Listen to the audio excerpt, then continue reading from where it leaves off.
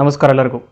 ಈ ವಿಡಿಯೋದಲ್ಲಿ ನಾನು ತಂದಿರತಕ್ಕಂಥ ಟಾಪಿಕ್ ಏನಂತಂದರೆ, ನಾವು ಮನಸ್ಸಿನಲ್ಲಿ ಕೆಲವೊಂದು ಅಂದ್ಕೊಂಡ ತಕ್ಷಣ ಅದು ಹೊರಗಡೆ ನಿಜ ಆಗಿಬಿಡುತ್ತೆ ಅಂತ ಹೇಳಿ ಕೆಲವೊಂದು ಕೋಟ್ಸ್ಗಳನ್ನು ಕೇಳಿರ್ತೀವಿ. ಆ್ಯಸ್ ವಿತಿನ್ ಸೋ ವಿತೌಟ್ ಅಂತ.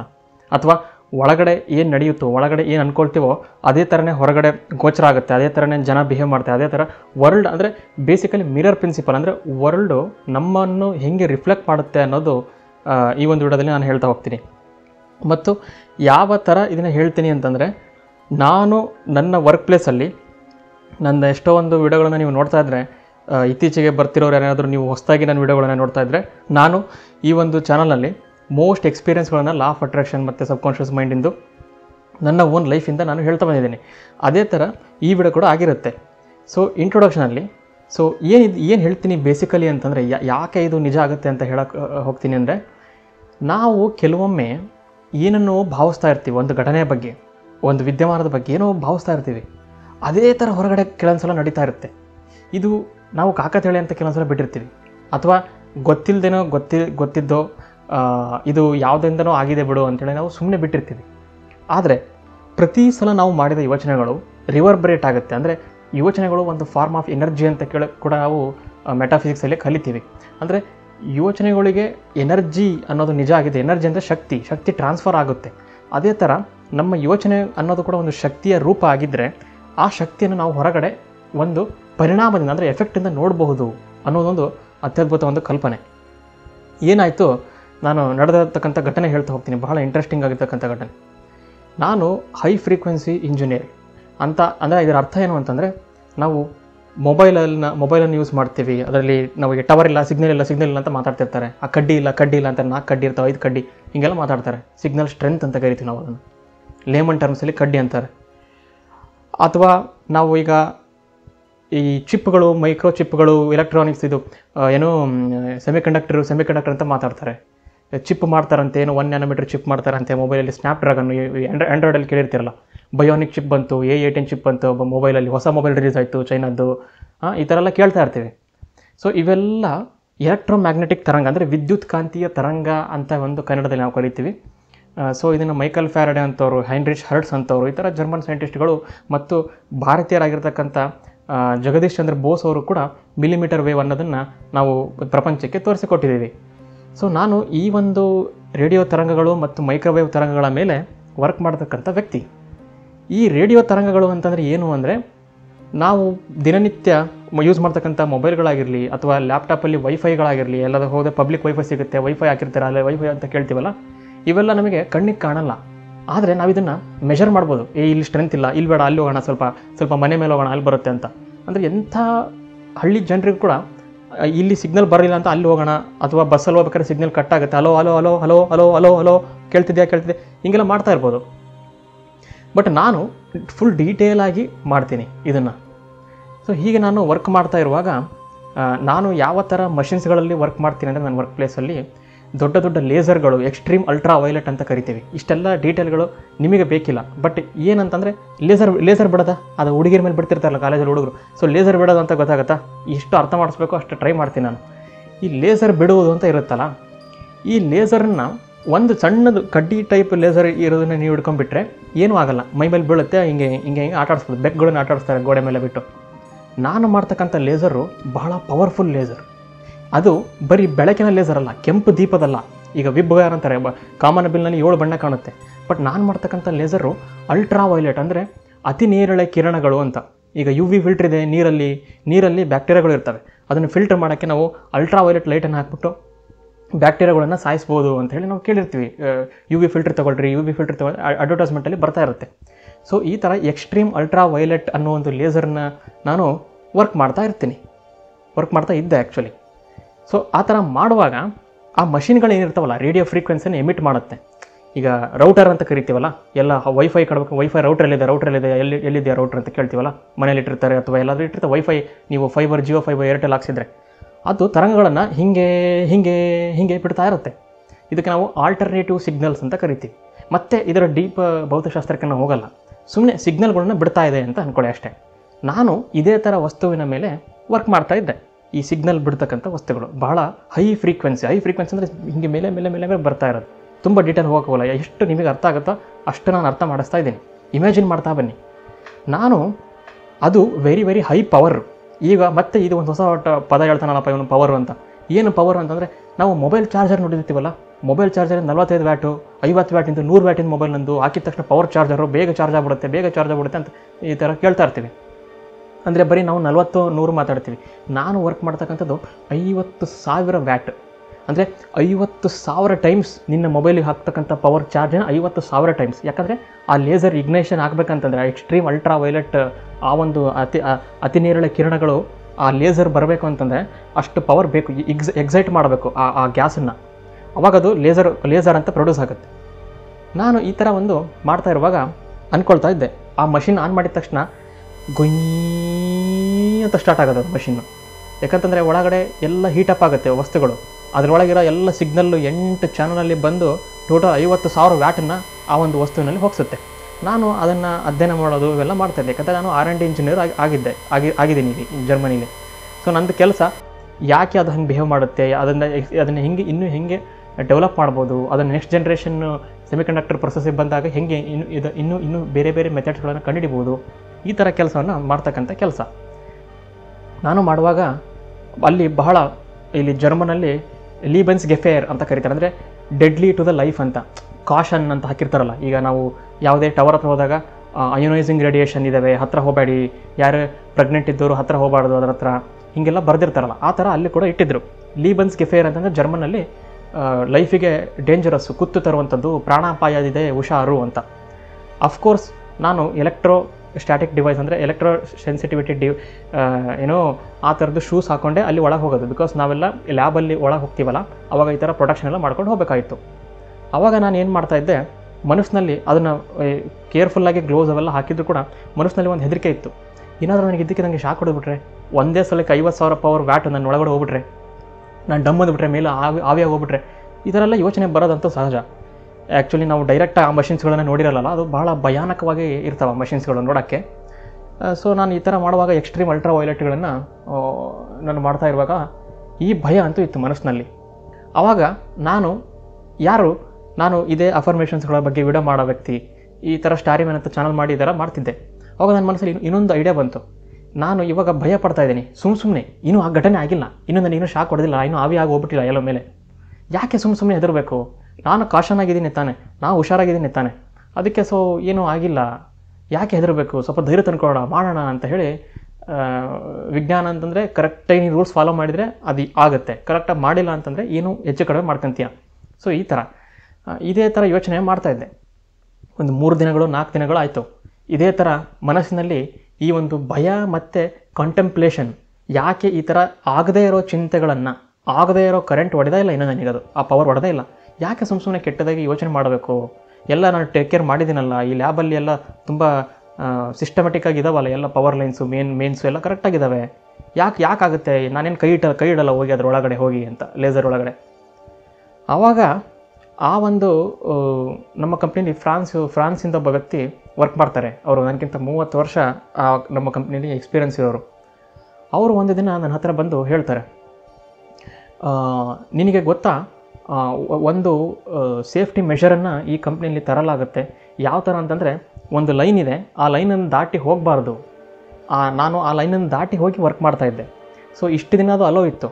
ಆ 3 ದಿನ ಆದಮೇಲೆ, ಆ ಥರ ಆದಮೇಲೆ ಆ ವ್ಯಕ್ತಿ ಬಂದು ನನಗೆ ಹೇಳ್ತಾರೆ, ಇಲ್ಲಿ ಒಂದು ಹೀಗೆ ಆ ಪಟ್ಟಿ ಹಾಕ್ತಾರಲ್ಲ, ಈಗ ಪೊಲೀಸರು ಕ್ರೈಮ್ ಆದಾಗ ಹಾಕ್ತಾರಲ್ಲ, ಸೊ ಆ ಥರ ಒಂದು ಪಟ್ಟಿ ಹಾಕ್ಬಿಟ್ಟು ಈ ಲೈನನ್ನು ದಾಟಿ ಹೋಗಬಾರ್ದು ನೀವು ಇನ್ಮೇಲೆ, ಯಾಕೆ ಅಂತಂದರೆ ಒಂದು ಘಟನೆ ನಡೆದಿದೆ ಅಂತ ಹೇಳಿದರು. ನಾನು ಹೌದಾ, ಏನಾದರೂ ಕ್ಯಾಶುವಲ್ಟಿ ಆಯಿತಾ, ಏನಾದರೂ ಲೈಫಿಗೆ ಥ್ರೆಟನ್ ಆಗಂತ ಆಯಿತಾ? ಆ ಥರ ಏನೂ ಆಗಿಲ್ಲ, ಬಟ್ ಅದೇ ಥರದ್ದು ಒಂದು ಸಿಮಿಲರ್ ಘಟನೆ ನಡೆದಿದೆ. ನಾನು ಯಾವ 3 ದಿನದ ಹಿಂದೆ ಏನೋ ಆಗ್ಬಿಡುತ್ತೇನೋ ಅಂತ ಹೆದರ್ತಾ ಇದ್ದೆ, ಆ ಥರ ನಡೆದುಬಿಟ್ಟಿದೆ ಅಂತ. ಏನಾಗಿದೆ, ಸಿಮಿಲರ್ ಆಗಿರ್ತಕ್ಕಂಥ ಡಿವೈಸಸ್ನ ಲ್ಯಾಬಿನ ಬೇರೆ ಪಾರ್ಟಲ್ಲಿ ಮಾಡ್ತಕ್ಕಂಥ ಒಬ್ಬ ವ್ಯಕ್ತಿ ವರ್ಕ್ ಮಾಡ್ತಾ ಇದ್ದರು. ಅವರು ಈ ಹಲ್ಲಿಗೆ ಡೆಂಟಲ್ ಫಿಕ್ಚರ್ಸ್ ಅಂತ ಕರೀತಾರಲ್ಲ, ಈಗ ಡೆಂಟಲ್ ಬಾಂಡಿಂಗ್ ಮಾಡಿಸ್ಕೊಂಡವರು ಹಲ್ಲಿಗೆ ಒಂದು ಹಿಂಗೆ ತಂತಿ ಹಾಕ್ತಾರಲ್ಲ, ಅಲ್ಲಿ ಉಬ್ಬಿದ್ರೆ ಅದು ಫಿಟ್ ಆಗಲಿ ಅಥವಾ ಹಿಂಗಾಗಲಿ ಅಂತ, ಫರ್ಮ್ ಆಗಲಿ ಅಂತ, ಆ ಥರ ಒಬ್ಬರು ಡೆಂಟಲ್ಲಿಗೆ ಒಂದು ಹಾಕ್ಕೊಂಡಿದ್ರು, ಆ ಮೆಟಲ್ ಪಾರ್ಟ್ ಅದು, ಆಯಿತಾ. ಇವಾಗ ಅವರು ಅದನ್ನು ಹತ್ತಿರ ವರ್ಕ್ ಮಾಡ್ತಾ ಇರುವಾಗ ಅವ್ರ ಹಲ್ಲು ಬಿಸಿಯಾಗಕ್ಕೆ ಸ್ಟಾರ್ಟ್ ಆಯ್ತಂತೆ, ಅವ್ರ ದವಡೆ ಎಲ್ಲ ಬಿಸಿಯಾಗಕ್ಕೆ ಸ್ಟಾರ್ಟ್ ಆಯ್ತಂತೆ. ಎಲ್ಲರೂ ಯಾಕೆ ಬಿಸಿ ಆಗ್ತಿದೆ ಅಂತ. ಆಮೇಲೆ ಯಾಕೆ ಯಾವುದಕ್ಕೂ ನೀವು ಸ್ವಲ್ಪ ಈ ಮಷೀನಿಂದ ಸ್ವಲ್ಪ ದೂರ ಹೋಗಿ ನಿಲ್ಲಿ ಅಂತ. ಅವರು ಆಯಿತು ಅಂತ ಆ ಮಷೀನಿಂದ ಸ್ವಲ್ಪ ದೂರ ಹೋಗಿ ನಿಂತರು. ಆವಾಗ ಆ ಬಿಸಿ ಆಗೋದು ಹೋಯಿತು. ಇದಕ್ಕೆ ಏನು ಕಾರಣ ಅಂಥೇಳಿ ಆಮೇಲೆ ಅವರು ನೋಡಿದಾಗ ಇದಕ್ಕೆ ಎಡ್ಡಿ ಕರೆಂಟ್ಸ್ಗಳು ಅಂತ ಕರಿತೀವಿ. ಇಲ್ಲಿರುವ ಭೌತಶಾಸ್ತ್ರ ಬಹಳ ಇಂಟ್ರೆಸ್ಟಿಂಗ್ ಆಗಿರ್ತಕ್ಕಂಥದ್ದು. ಇದನ್ನು ನಾನು ಎಷ್ಟು ಈಸಿ ಆಗುತ್ತೋ ಅಷ್ಟು ಈಸಿಯಾಗಿ ಅರ್ಥ ಮಾಡಿಸ್ತೀನಿ. ಯಾವತ್ತಾದರೂ ಎಲೆಕ್ಟ್ರೋಮ್ಯಾಗ್ನೆಟಿಕ್ ತರಂಗಗಳು ಅಂದರೆ ರೇಡಿಯೋ ಆಗಿರಬೇಕು, ಮೈಕ್ರೋವೇವ್ ಆಗಿರ್ಬೋದು, ಅಲ್ಟ್ರಾವೈಲೆಟ್ ಆಗಿರ್ಬೋದು, ಇನ್ಫ್ರಾರೆಡ್ ಆಗಿರ್ಬೋದು, ಆ ತರಂಗದಲ್ಲಿ ಯಾವ ಇದಾವಲ್ಲ, ಯಾವುದೇ ಎಲೆಕ್ಟ್ರೋಮ್ಯಾಗ್ನೆಟಿಕ್ ತರಂಗ ಮ್ಯಾಗ್ನೆಟಿಕ್ ಫೀಲ್ಡ್ ಮತ್ತು ಎಲೆಕ್ಟ್ರಿಕ್ ಫೀಲ್ಡಿಂದ ಮಾಡಲ್ಪಟ್ಟಿರುತ್ತೆ. ಅಂದರೆ ಒಂದು ವಿದ್ಯುತ್ ಶಕ್ತಿ, ಇನ್ನೊಂದು ಆಯಸ್ಕಾಂತೀಯ ಶಕ್ತಿ, ಕಾಂತೀಯ ಶಕ್ತಿ. ಅದಕ್ಕೆ ನಾವು ವಿದ್ಯುತ್ ಕಾಂತೀಯ ಬಲ ಅಂತ ಕರಿತೀವಿ, ಎಲೆಕ್ಟ್ರೋಮ್ಯಾಗ್ನೆಟಿಕ್ ಫೋರ್ಸ್ ಅದು. ಸೊ ಯಾವಾಗಾದರೂ ಆ ಥರ ಮ್ಯಾಗ್ನೆಟಿಕ್ ಫೀಲ್ಡು, ಈಗ ಮ್ಯಾಗ್ನೆಟ್ ಇಟ್ಟರೆ ಹಿಂಗೆ ಅಟ್ರಾಕ್ಟ್ ಆಗುತ್ತೆ ಅಂತ ನಾವು ನೋಡಿರ್ತೀವಿ, ಚಿಕ್ಕ ಮಕ್ಕಳಿಂದ ಆಟಾಡ್ತೀವಿ, ಟ್ರ್ ಅಂತ ಆಟಾಡ್ತಾವಲ್ಲ ಆ ಥರ. ಸೊ ಆ ವಿದ್ಯುತ್ ಕಾಂತೀಯ ಬಲ, ವಿದ್ಯುತ್ ಕಾಂತೀಯ ಶಕ್ತಿ ಅದು ಎಲ್ಲಿ ಹೋಗ್ತಾ ಇರುತ್ತೆ, ಮ್ಯಾಗ್ನೆಟಿಕ್ ಫೀಲ್ಡ್ ಮೇಲೋಗೋದು ಕೆಳಬರೋದು, ಮೇಲೋಗೋದು ಕೆಳಬರೋದು ಮಾಡ್ತಾ ಇರುತ್ತೆ. ಈ ಥರ ಚೇಂಜ್ ಆದರೆ, ಮ್ಯಾಗ್ನೆಟಿಕ್ ಫೀಲ್ಡ್ ಚೇಂಜ್ ಆದರೆ, ಆ ಚೇಂಜಿಂಗ್ ಮ್ಯಾಗ್ನೆಟಿಕ್ ಫೀಲ್ಡು ಹತ್ತಿರ ಇರ್ತಕ್ಕಂಥ ಮೆಟಲ್ಸಲ್ಲಿ ಎಲೆಕ್ಟ್ರಿಕ್ ಕರೆಂಟನ್ನು ಪ್ರೊಡ್ಯೂಸ್ ಮಾಡುತ್ತೆ ಅನ್ನೋದು ಫ್ಯಾರಡೆ ಲಾ, ಅದು ಫ್ಯಾರಡೆಯ ನಿಯಮ ಅದು. ಆಯಿತಾ? ಯಾವಾಗಾದರೂ ಎಲೆಕ್ಟ್ರೋಮ್ಯಾಗ್ನೆಟಿಕ್ ತರಂಗ, ಮ್ಯಾಗ್ನೆಟಿಕ್ ಫೀಲ್ಡ್ ಚೇಂಜ್ ಆಗ್ತಿದ್ರೆ ಅದರ ಹತ್ತಿರ ಇರೋ ಕಂಡಕ್ಟರಲ್ಲಿ ಕರೆಂಟನ್ನು ಪ್ರೊಡ್ಯೂಸ್ ಮಾಡುತ್ತೆ ಅಂತ ಹೇಳಿ. ಏನಾಗ್ಬಿಟ್ಟಿದೆ ಆ ಮಷಿನ್ನಲ್ಲಿ, ನಾನು ಹೇಳಿದ್ನಲ್ಲ 50,000 ವ್ಯಾಟಿನ ಎನರ್ಜಿ, ಎಲೆಕ್ಟ್ರೋಮ್ಯಾಗ್ನೆಟಿಕ್ ಎನರ್ಜಿ ಅದು ಬರ್ತಾ ಇದೆ. ಅಂದರೆ ಅದು ಮೇಲೆ ಮೇಲೆ ಮೇಲೆ ಹೋಗ್ತಾ ಇದೆ, ಹೈ ಫ್ರೀಕ್ವೆನ್ಸಿ, ಅದು ಮ್ಯಾಗ್ನೆಟಿಕ್ ಫೀಲ್ಡ್ ಹೋಗ್ತಾ ಇದೆ. ಆ ಮ್ಯಾಗ್ನೆಟಿಕ್ ಫೀಲ್ಡ್ ಏನಾಗ್ಬಿಟ್ಟಿದೆ, ಆ ವ್ಯಕ್ತಿ ಇದ್ನಲ್ಲ, ಡೆಂಟಲ್ ಫಿಕ್ಚರ್ ಕಂಡಿದ್ನಲ್ಲ, ಅದು ಮೆಟಲ್, ಅದು ಆ ಮೆಟಲ್ ಒಳಗಡೆ ಎಲೆಕ್ಟ್ರಿಕ್ ಕರೆಂಟನ್ನು ಪ್ರೊಡ್ಯೂಸ್ ಮಾಡಿದೆ. ಮೆಟಲ್ ಕಂಡಕ್ಟರ್ ಅಲ್ಲ, ಈಗ ಗೋಲ್ಡ್ ಮುಟ್ಟಬೇಡ, ಸಿಲ್ವರ್ ಮುಟ್ಟಬೇಡ ಅಂತ ಹೇಳ್ತಾರೆ, ಬಿಕಾಸ್ ಅವು ವೆರಿ ಹೈ ಕಂಡಕ್ಟಿವಿಟಿ ಇರ್ತಕ್ಕಂಥದ್ದು. ಕಾಪರ್ ಲೈನ್ಸ್ ಮುಟ್ಟಬೇಡ, ಲೈನ್ ಮುಟ್ಟಬೇಡ, ವೈರ್ ಮುಟ್ಟಬೇಡ ಅಂತ ಹೇಳ್ತಿರ್ತಾರಲ್ಲ, ಅದೇ ಥರ ಅವನು ಹಾಕ್ಕೊಂಡಿದ್ದು ಅದೇ ಅಲ್ಯೂಮಿನಿಯಮು, ಸ್ಟೀಲು, ಯಾರಿಗೂ ಗೊತ್ತಿಲ್ಲ, ಅದು ಎಲೆಕ್ಟ್ರಿಕ್ ಕರೆಂಟ್ ಅದರೊಳಗಡೆ ಉಂಟಾಯಿತು.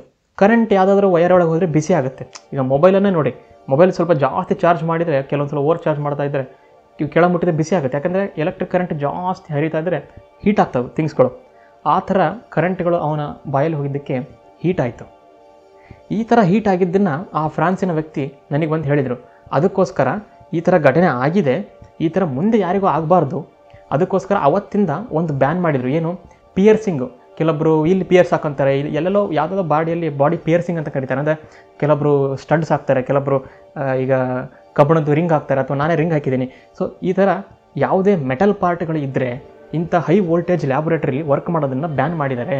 ಈ ಥರ ಒಂದು ಲೈಫ್ ಥ್ರೆಟನಿಂಗ್ ಆಗಿದೆ. ಇವಾಗ ಅದು ಬಿಸಿ ಆಯಿತು, ಅವನಿಗೆ ಅದು ಗೊತ್ತಾಗ್ದಂಗೆ ಎಲ್ಲ ಬೇರೆ ಸೆನ್ಸಿಟಿವ್ ಪಾರ್ಟಲ್ಲಿ ಇಟ್ಕೊಂಡ್ಬಿಟ್ಟಿದ್ರೆ, ಹಾರ್ಟ್ ಹತ್ರ ಏನಾದರೂ ಒಂದು ಮೆಟಲ್ ಪಾರ್ಟ್ ಇಟ್ಕೊಂಡ್ಬಿಟ್ಟಿದ್ರೆ ಅವನು ಹಾರ್ಟ್ ಬಿಸಿ ಆಗ್ಬಿಡೋದು, ಹಾರ್ಟ್ ಒಳಗಡೆ ಎನರ್ಜಿ ಹೋಗ್ಬಿಡೋದು, ಹಾರ್ಟ್ ಅಟ್ಯಾಕ್ ಆಗೋ ಚಾನ್ಸಸ್ ಇರ್ತವೆ, ಕಾರ್ಡಿಯಾಕ್ ಅರೆಸ್ಟ್ ಆಗ್ಬೋದು, ಅಥವಾ ಎಂಜಿನ್ ಪೆಕ್ಟೋರಿಸ್ ಆಗ್ಬೋದು, ಅದು ಏನೇ ಇರಲಿ. ಒಟ್ಟಿನಲ್ಲಿ ನನ್ನ ಭಯ ಇನ್ಸ್ಟಂಟಾಗಿ ಮ್ಯಾನಿಫೆಸ್ಟ್ ಆಗಿ ಮತ್ತೆ ನಾನು ಇನ್ನೊಂದೇನು ಯೋಚನೆ ಮಾಡಿದೆ, ಯಾಕೆ ಈ ಥರ ಕಾಷಸ್ ಆಗಿದ್ದರೂ ಕೂಡ ಏನೋ ಒಂದು ಪಾಸಿಟಿವ್ ಆಗಿ ಯೋಚನೆ ಮಾಡೋಣ ಅಂತಂದಿದ್ದು ಒಳ್ಳೆಯ ಘಟನೆ ನನಗೆ ಆಯಿತು. ನಾನು ಈ ಒಂದು ಹೆದರಿಕೆಯಿಂದ ಏನೇನೋ ಕನ್ಫ್ಯೂಸ್ ಆಗಿ ಏನೋ ಮಾಡಿಬಿಡ್ಬೋದಿತ್ತು. ನಾ ಈ ಒಂದು ಹೆದರಿಕೆಯಿಂದ ಯಾವುದೋ ಮುಟ್ಟಬಾರ್ದು ಅನ್ಕೋತಿದ್ದೆ, ಅದನ್ನು ಬೇಕು ಅಂತ ಹೋಗಿ ನನ್ನ ಮನಸ್ಸು ನನಗೆ ಮುಟ್ಟಂಗೆ ಮಾಡ್ಬೋದಿತ್ತು. ಅಂದರೆ ಇಲ್ಲಿ ಏನು ನಡೆಯುತ್ತೆ, ಯಾಕೆ ಈ ಥರ ಘಟನೆಗಳು ನಡೆಯುತ್ತೆ ಅಂತಂದರೆ, ನನ್ನ ಒಳಗಿನ ಭಯ ಇನ್ಸ್ಟಂಟಾಗಿ ಮ್ಯಾನಿಫೆಸ್ಟ್ ಆಗಿ ಅದೇ ಥರ ನನ್ನ ಒಳಗಿನ ಹೋಪ್ ಕೂಡ ಇನ್ಸ್ಟಂಟಾಗಿ ಹೊರಗೆ ಬಂತು. ಈ ಥರ ನಾವು ತುಂಬ ವಿದ್ಯಮಾನಗಳನ್ನು ನೋಡಿರ್ತೀವಿ. ಇದು ಬರೀ ನನ್ನ ಲೈಫ್ ಅಂತ ಅಲ್ಲ, ಇದು ನನ್ನ ಒಂದು ವರ್ಕ್ ಲೈಫು.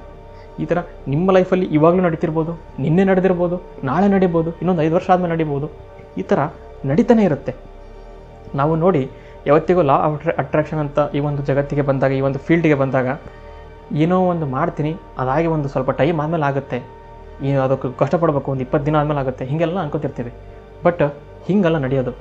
ಆ್ಯಕ್ಚುಲಿ ನೀವೇನು ಅಂದ್ಕೊಳ್ತಿರೋ ಆ ಕ್ಷಣಕ್ಕೆ ಎಲ್ಲ ಬದಲಾವಣೆಗಳು ಆಗೋಂಥ ಪರಿಸ್ಥಿತಿ ನಿರ್ಮಾಣ ಆಗಿಬಿಟ್ಟಿರುತ್ತೆ. ಫಾರ್ ಎಕ್ಸಾಂಪಲು, ಇವತ್ತು ನಾನು ಇನ್ನೂ 5 ವರ್ಷ ಆದರೂ ಒಂದು ಕಂಪನಿ CEO ಆಗಬೇಕು ಅಂದ ತಕ್ಷಣ ನಿನಗೆ ಆ ಕಂಪ್ನಿ CEO ಆಗ್ತಕ್ಕಂಥ ಅನಂತ ಪಾಸಿಬಿಲಿಟಿಗಳು ಯಾವ್ಯಾವ ವೇದಲ್ಲಿ ಸಾಧ್ಯ ಆಗಬೇಕೋ ಆ ವೇದಲ್ಲಿ ಯೂನಿವರ್ಸ್ ನಿಮಗೆ ಸಹಾಯ ಮಾಡೋಕ್ಕೆ ಹೆಲ್ಪ್ ಮಾಡ್ತಾ ಇರುತ್ತೆ. ಅದಕ್ಕೆ ನಾಳೆ ಬೆಳಿಗ್ಗೆ ಎದ್ದ ತಕ್ಷಣ ನಿನಗೆ ಯಾರೋ ಒಂದು ಹೆಲ್ಪ್ ಮಾಡಿ ನಿನಗೇನೋ ಒಂದು ಬಿಸ್ನೆಸ್ ಐಡಿಯಾ ಕೊಡ್ತಾರೆ, ಅದರಿಂದ ನಿಮಗೇನೋ ಹೆಲ್ಪ್ ಆಗುತ್ತೆ, ಅದರಿಂದ ಎಲ್ಲೋ ಒಂದು ಕ್ಯಾಪಿಟಲ್ ಬರ್ಬೋದು, ಅದನ್ನು ಬಂಡವಾಳ ಹಾಕ್ಬಿಟ್ಟು ನಾವು ಏನೋ ಒಂದು ಕಂಪ್ನಿ ಮಾಡ್ಬೋದು. ಸೊ ಹೀಗೆ ಬ್ರಿಡ್ಜಸ್ ಆಫ್ ಈವೆಂಟ್ಸ್ಗಳು ಆಗ್ತಾ ಹೋಗುತ್ತೆ. ಸೊ ನಾವು ಗ್ರೀನ್ ಟ್ಯಾಬ್ಲೆಟ್ ರಹಸ್ಯ ಅಂತ ಒಂದು ವಿಡಿಯೋ ಮಾಡಿದ್ದೀನಿ. ಆ ಒಂದು ವಿಡಿಯೋ ನೀವು ನೋಡ್ತಾ ಹೋದರೆ ತುಂಬ ಹಳೆಯ ಕಾಲದಲ್ಲಿ ಇದು ಎಲ್ಲ ಧರ್ಮಗಳು ಹೇಳಿದ್ದಾವೆ. ಆ್ಯಸ್ ವಿತಿನ್ ಸೋ ವಿತೌಟ್, ಅಂದರೆ ಕೆಳಗಿರೋದೇ ಮೇಲಿರೋದು. ನಿಮ್ಮ ಮನಸ್ಸಿನಲ್ಲಿ ಏನು ಯೋಚನೆ ಬರುತ್ತೋ ಅದೇ ಹೊರಗಡೆ ನಡೆಯೋದು. ಇದನ್ನು ರಾಮಕೃಷ್ಣ ಪರಮಹಂಸರು ಒಂದು ಒಳ್ಳೆಯ ದೃಷ್ಟಾಂತದ ಮೂಲಕ ಅವರ ಶಿಷ್ಯರಿಗೆ ಹೇಳ್ತಾ ಇದ್ರು. ಏನು ಅಂತಂದರೆ, ಮೂಲಂಗಿ ತಿಂದವನ ತೇಗಿನ ವಾಸನೆಯಲ್ಲಿ ಮೂಲಂಗಿನೇ ಬರುವುದು. ಅದೇ ಥರ ಮನಸ್ಸಿನೆಲ್ಲ ದೈವತ್ವವನ್ನು ತುಂಬಿಕೊಂಡ್ರೆ ಅವರು ಬಾಯಿ ಬಿಟ್ಟರೆ ಅವರಿಗೆ ದೈವತ್ವದ ಮಾತುಗಳೇ ಬರುತ್ತೆ. ಅದೇ ಥರ ಮನಸ್ಸಿನಲ್ಲಿ ಬರೀ ನಾವು ಹೊಲಸು ಯೋಚನೆಗಳು ಮಾಡ್ತಾ ಇದ್ದರೆ ಬರೀ ಹಲ್ಕ ಮಾತುಗಳೇ ಹೊರಗಡೆ ಬರ್ತಾ ಹೋಗುತ್ತೆ. ಸೊ ಅಂದರೆ ಬೇಸಿಕಲಿ ಇಲ್ಲಿ ಏನು ಅಂತಂದರೆ ನಾವು ಎಷ್ಟೋ ಸಲ ಅಂದ್ಕೊಂಡಿರ್ತೀವಿ ಲಾ ಆಫ್ ಅಟ್ರಾಕ್ಷನ್ ಫೀಲ್ಡಿಗೆ ಬಂದಾಗ ನಾವು ಏನೋ ಒಂದು ಮ್ಯಾನಿಫೆಸ್ಟ್ ಮಾಡ್ತೀವಿ, ಅದು ಒಂದು 5 ದಿನ ಆದಮೇಲೆ ಆಗುತ್ತೆ, 10 ವರ್ಷ ಆದಮೇಲೆ ಆಗುತ್ತೆ, ಅಥವಾ ಇನ್ನೊಂದು ಟೈಮ್ ತೊಗೊಂಡಾಗುತ್ತೆ ಅಂತ ತುಂಬ ವಿಡಿಯೋದಲ್ಲಿ ನಾವು ಕೇಳಿರ್ತೀವಿ. ಬಟ್ ಏನು ಅಂತಂದರೆ ಇಲ್ಲಿ ನಾವು ಯಾವಾಗ ಆ ಇನ್ಸ್ಟಂಟಲ್ಲಿ ನಾನು ಅದನ್ನು ಮಾಡಬೇಕು ಅಂತ ಅಂದ್ಕೊಳ್ತೀನೋ ಆವಾಗಲೇ ಎಲ್ಲ ಶಕ್ತಿಗಳು, ಈ ಬ್ರಹ್ಮಾಂಡದಲ್ಲಿ ಎಲ್ಲ ಎನರ್ಜಿ ನಿನಗೆ ಅದನ್ನು ರಿಯಲೈಸ್ ಆಗಬೇಕು, ಅಂದರೆ ಅದು ನಿನ್ನ ಇಮ್ಯಾಜಿನೇಷನ್ ರಿಯಾಲಿಟಿ ಆಗಬೇಕು, ನೀನು ಮಾಡ್ತಕ್ಕಂಥ ಯೋಚನೆ ನಿಜವಾಗ್ಲೂ ಆಗಬೇಕು ಅನ್ನೋದನ್ನು ಎಲ್ಲ ಒಂದು ನಾವು ಏನೋ ಆ ಒಂದು ಪರಿಸ್ಥಿತಿಗಳನ್ನು, ಆ ಒಂದು ಬ್ರಿಡ್ಜಸ್ ಆಫ್ ಈವೆಂಟ್ಸ್ಗಳನ್ನು ಕ್ರಿಯೇಟ್ ಮಾಡ್ತಾ ಇರುತ್ತೆ. ಫಾರ್ ಎಕ್ಸಾಂಪಲ್ಲು ನಾನು CEO ಆಗ್ತೀನಿ ಅಂತ ಅಂದ್ಕೊಂಡ್ರೆ, ನಾನು ಇನ್ನೊಂದು 5 ವರ್ಷ ಆದಮೇಲೆ CEO ಆಗ್ತೀನಿ ಅಂತ ನಾವು ಅಂದ್ಕೊಂಡ್ರೆ ಅದಕ್ಕೆ ಇವತ್ತೇ ಏನೇನು ಆಗಬೇಕು, ನೀವು ಹೆಂಗೆ ಯೋಚನೆ ಮಾಡಬೇಕು ಅಂಥೇಳಿ ಗೊತ್ತಾಗ್ತಾ ಬರುತ್ತೆ. ಈಗ ನಾಳೆ ನಾವು ಹೋಗ್ತೀವಿ, ಯಾರೋ ಒಬ್ಬರು ನನಗೆ ಬಿಸ್ನೆಸ್ ಐಡಿಯಾ ಕೊಡ್ಬೋದು, ಆಮೇಲೆ ಎಲ್ಲಿಂದ ಕ್ಯಾಪಿಟಲ್ ಬರ್ಬೋದು, ಮನೆ ಮುಂದೆನೇ ಇರುತ್ತೆ ಆ ಘಟನೆ, ಇಷ್ಟು ದಿನ ಗಮನಿಸಿರಲ್ಲ. ಆದರೆ ಈ ಒಂದು ವಿಡಿಯೋ ನೋಡಿದಾಗ ಮೇ ಬಿ ಇವಾಗ ನೀವು ಈ ವಿಡಿಯೋ ನೋಡಿ ಕೆಲವೊಬ್ಬರು ಅನ್ಕೋತಾ ಇರ್ಬೋದು, ನನ್ನ ಘಟನೆಯಲ್ಲಿ ನನ್ನ ಲೈಫಲ್ಲಿ ಹಿಂಗೆ ನಡೆದಿತ್ತಲ್ಲ, ನಾಳೆ ಹಿಂಗೆ ನಡಿಬೋದಲ್ಲ, ಅಥವಾ ಮುಂದೆ ಈ ಥರ ಘಟನೆಗಳು ನಡೆದ್ರೆ ನಾನು ಈ ಥರ ಅನಲೈಸ್ ಮಾಡ್ಬೋದಲ್ಲ ಅಂತ. ಈ ಥರ ಮಾಡ್ತಾ ಹೋದಾಗ ಪಾಸಿಟಿವಿಟಿ ಬರ್ತಾ ಹೋಗುತ್ತೆ. ಅಂದರೆ ಎಲ್ಲ ಈವೆಂಟ್ಸ್ಗಳನ್ನು ಒಂದು ಈ ಇನ್ಸ್ಟಂಟ್ ಕಾನ್ಷಿಯಸ್ ಡಿಸಿಷನ್ನ ಮಾಡ್ತಕ್ಕಂಥ ಒಂದು ಗುಣವನ್ನು ಮನಸ್ಸು ಬರೆಸ್ತಾ ಹೋಗುತ್ತೆ. ಈ ಥರ ಪಾಸಿಟಿವಿಟಿ ಬರ್ತಾ ಬಂದಾಗ ಕ್ಯಾರೆಕ್ಟರ್ ನಮ್ಮದು ಡೆವಲಪ್ ಆಗ್ತಾ ಬರುತ್ತೆ. ಈ ಥರ ಕ್ಯಾರೆಕ್ಟರ್ ಡೆವಲಪ್ ಆಗ್ತಾ ಬಂದಾಗ ಇಡೀ ಲೈಫೇ ಚೇಂಜ್ ಆಗುತ್ತೆ.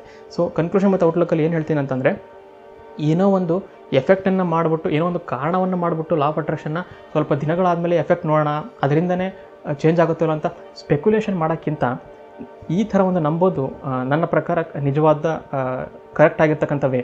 ಏನು ಅಂತಂದರೆ, ಇವಾಗ ನಾನು ಹೆಂಗೆ ಆ್ಯಸ್ ವಿತಿನ್ ಸೋ ವಿತೌಟ್ ಅಂದೆ, ಮೇಲಿರೋದೇ ಕೆಳಗಿರೋದು, ಏನು ಒಳಗೆ ತಿಂದಿರ್ತೀವೋ ಅದೇ ವಾಂತಿಯಲ್ಲಿ ಬರೋದು. ಏನೋ ಒಂದು ಅನ್ನ ತಿಂದುಬಿಟ್ಟು ಬಂಗಾರ ಬರಲ್ಲ ವಾಂತಿಯಲ್ಲಿ. ಇದೇ ಥರ ನಾವು ಏನನ್ನು ಯೋಚನೆ ಮಾಡ್ತೀವೋ, ಇದು ಭಾಳ ಸಿಂಪಲ್ ಕೇಳೋಕ್ಕೆ. ಆರೆಂಜ್ ಬೀಜವನ್ನು ಹಾಕಿದರೆ ಆರೆಂಜ್ ಮರನೇ ಹುಟ್ಟೋದು, ಆರೆಂಜ್ ಮರದಲ್ಲಿ ಆರೆಂಜ್ ಹಣ್ಣೇ ಹುಟ್ಟೋದು. ಅದನ್ನು ಬಿಟ್ಬಿಟ್ಟು ಆರೆಂಜ್ ಬೀಜವನ್ನು ಹಾಕಿ ನಾವು ಆ್ಯಪಲ್ ಬರಲಿ, ಬಾಳೆಹಣ್ಣು ಬರಲಿ ಅಂತಂದರೆ ಬರ್ಸೋಕ್ಕಾಗಲ್ಲ.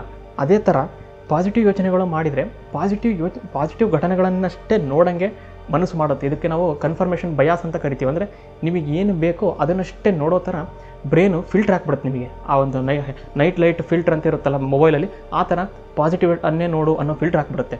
ಅದೇ ನೀವು ನನ್ನ ನೆಗೆಟಿವಿಟಿ ಆಗಿಬಿಟ್ಟಿದೆ, ನನಗೆ ಹಿಂಗೆ ಹೆದರಿಕೆ ನನ್ನ ಮನಸ್ಸಲ್ಲಿ ಬಂತಲ್ಲ, ಯಾವ ರೀತಿಯಾಗಿ ನನಗೆ ಆ ಒಂದು ಭಯ, ಎಲ್ಲಿ ಹೈ ವೋಲ್ಟೇಜ್ ಏನೋ ಆಗ್ಬಿಡುತ್ತೆ ಅನ್ನೋ ಭಯ, ಆ ಭಯದಿಂದ ನೆಕ್ಸ್ಟು ತಕ್ಷಣಕ್ಕೆ ನಾನು ಏನಾಯಿತು, ಸಡನ್ಲಿ ಪಾಸಿಟಿವ್ ಶಿಫ್ಟ್ ಆದೆ. ಏನು ಇದನ್ನು ಹೋಗ್ತಕ್ಕಂಥ ಒಂದು ಇರ್ಬೋದಲ್ಲ, ಇದನ್ನು ಯಾಕೆ ನಾನು ಸುಮ್ಮನೆ ಭಯ ಪಡಬೇಕು ಒಂದು ಈವೆಂಟ್ ಆಗದೇ ಇರೋಕ್ಕಿಂತ ಮುಂಚೆ ಅಂತ ಹೇಳಿ.